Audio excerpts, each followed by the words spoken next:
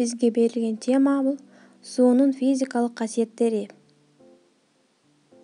Таза болсоң суудай бол, баарын жууп кетирген. Суу жерге, билим элге. Бул суунун физикалык касиетин карап көрсөк, ал биринчиден даамсыз, жытсыз, түзсүз, анан жана ошондой эле 0 градуста тоңот, анан 100 градуста кайнайт экен.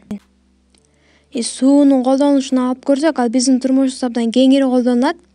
Мисалы, медицинада, өсүмдүктөрдө, жаныбарларда, адамдарда, жылытууда, анан тазалоодо жана башка нерселерде көп кеңири колдонулат. Баарыбызга маалым болгондой эле, бул суу жаратылышта абдан кеңири тараган. Ал эми ушул суу жаратылышта 3 агрегаттык абалда кездешет. Бул биринчиси өзү суюк түрүндө, экинчиси катуу зат түрүндө, муз түрүндө, ал эми үчүнчүсү газ түрүндө кездешет, аба түрүндө кездешет деп айтсак болот. Ал эми буларды деген, мисалы, сууну деген өзүн деген тоңдурсак, бул муз абалга келет. Ал эми ошол муз абалды эритип кайра аны кайнатсак, ал буга айланат.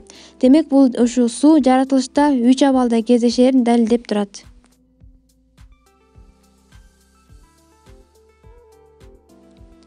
Ошондой эле суу ар кандай тармактарда кеңири колдонулат десем жаңылышпайм. Суу бул энергиянын булагы деп биз айтып коебуз. Буга себеп биз энергияны суудан да алып турат экенбиз.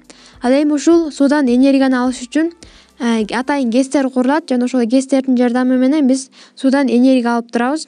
Ал эми биз ушул сууну жылуулук алуу үчүн да кеңири колдонобуз.